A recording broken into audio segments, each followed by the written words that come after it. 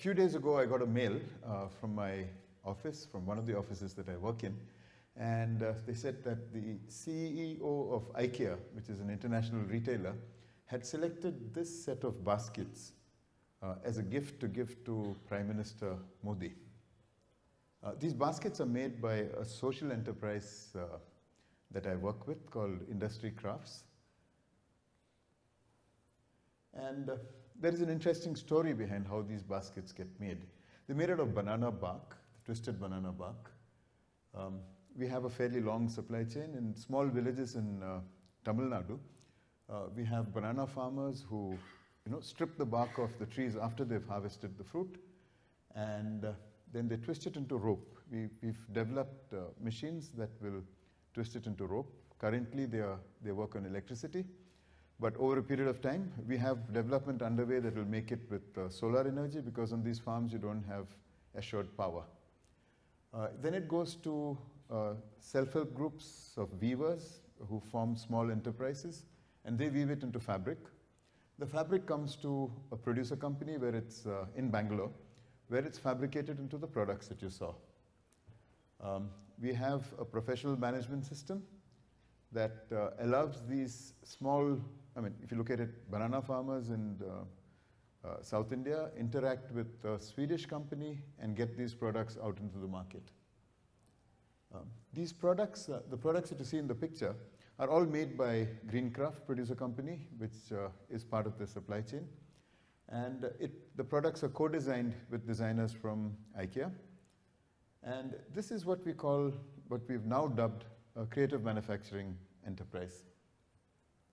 These enterprises are 100% owned by the producers who work there. In the last 3 years, 3 years ago, we did our first order with IKEA. It was for about 70 lakh rupees. Last year, we did about 5 crore rupees. And this year, we've already crossed 10 crore rupees. And with each of these sort of jumps in turnover, we've had to go back and sort of reinvent the entire supply chain. What worked for 70 lakhs does not work for 10 crore. So when we did our first order, we were actually able to go out to the market and buy banana bark from traders. Banana bark is used for, they peel it into little strips and they use it for tying jasmine flowers. But the kind of volumes that we need now, we have to actually go right down to the farmer. In a sense, what we are trying to do is to create the Amul of creative manufacturing. So we call the handicraft industry creative manufacturing because it can no longer be how it was done 400 years ago, when India had something like 30% of the global market for manufactured goods. Today we barely have 1.6% of the handicraft or the creatively made goods in the world. There's a lot of opportunity in this area. We have probably the largest workforce in creative manufacturing in the world, but only less than 2% of the global market. So there is a huge opportunity here. And the reason I'm here is actually to invite some of you to look at this sector, and to look at this sector and look at other sectors that employ large numbers of people and bring them into the global workforce. Traditionally, people have said that, for at least our Southeast Asian neighbors, the so-called tigers of Southeast Asia, the mantra has been that consumption equals development. But we know that that will not take us very far, because you can see the results right here in Kashipur. Pollution, garbage filling up in the streets. So consumption is not does not equal development. But sustainable consumption or conscious consumption can lead to sustainable development. So one of the things that we've had to do in this journey of moving these artisanal producers to being able to deal with global markets is to actually bring in the best of what happens in the world. So 2 years ago, I went to Japan for 3 weeks, and I enrolled in a course in lean manufacturing in Toyota. Toyota is the people who introduced lean manufacturing to the world. And I think that if you're doing something tough, you need to bring in the best there is that the world can offer.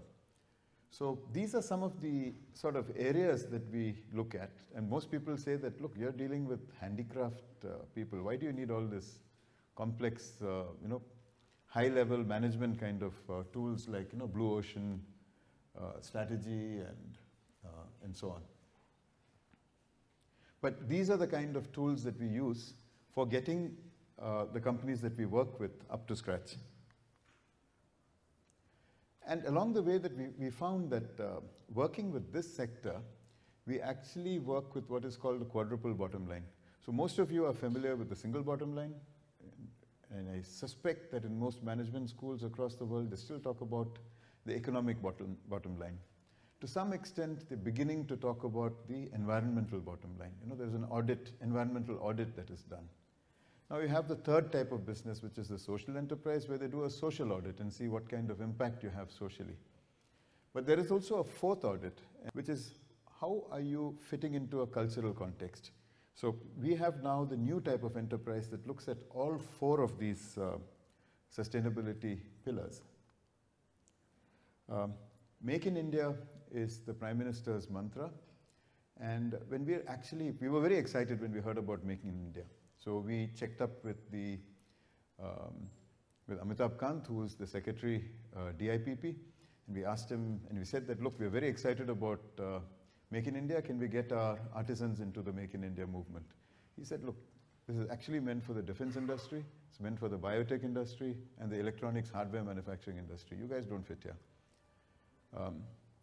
Some conversations later, most of our big Make in India projects are huge investments with very little employment. The government is embarked on this massive Skilling India program, where they want to skill 150 million people so that they join the modern workforce. And we have this demographic dividend. You are part of that demographic dividend. Anybody who's less than 25 is part of that demographic dividend or disaster, as it might unfold to be. Where are these 150 million people going to be employed? We'll have to actually create enterprises. It's all about job creation, not just about employability. So what does this have to do with you? I'm no longer 25, so I took some help. I spoke to my son. He's 22. And I asked him, so tell me, what's your life like? So, these days when I call him up, he says, what's up? So I have to tell him what's up in my life. So I asked him, what's up in your life?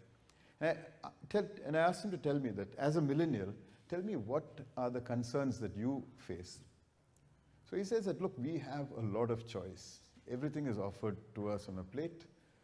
Everybody is after our time. We end up having to make decisions about a lot of things, and sometimes about very small things. What do I wear today? What do I eat today? Where do I go out for a drink? And so on and so forth.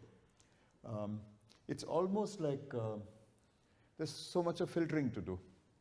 What news channels should I subscribe to? What should my news feed be? How much of social media should I engage in? Who do I friend? Who do I unfriend? How much information is good for me? The concerns that you guys face are very different from the concerns that we faced when we were your age. And it's almost, he tells me that it's almost like the more time I think I've saved, the less I have for myself. So the big question for him is, everything demands attention. Everybody is after your attention. And if you look at how business has developed over the last 100 years, the first conquest was that of space. Businesses compress space.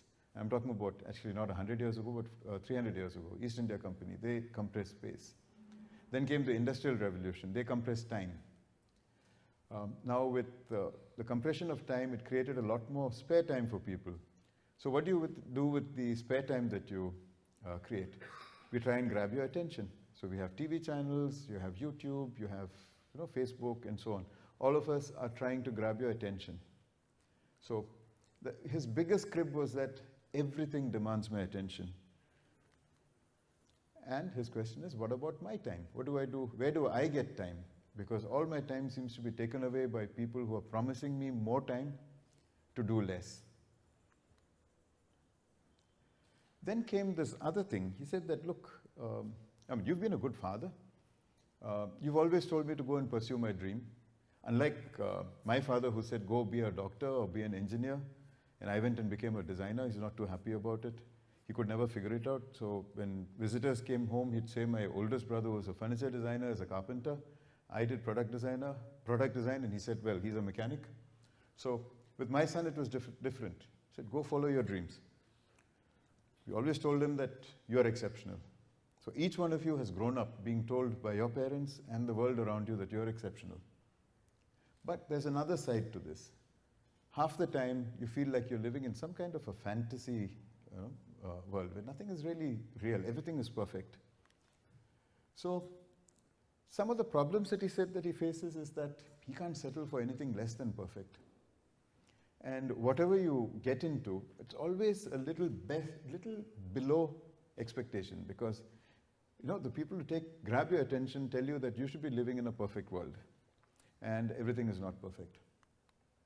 So you end up being permanently in a state of waiting. Then comes this question. So I was asking him, so are you going to stick on to your job or are you going to move on? So he said that, well, I took this job not because they told me what they did, but because my friend who works there told me what they did, and it seemed like an okay, easy job to do. So with so many people trying to grab your attention, the truth is sometimes hidden. So people who are offering people like you jobs have to be truthful.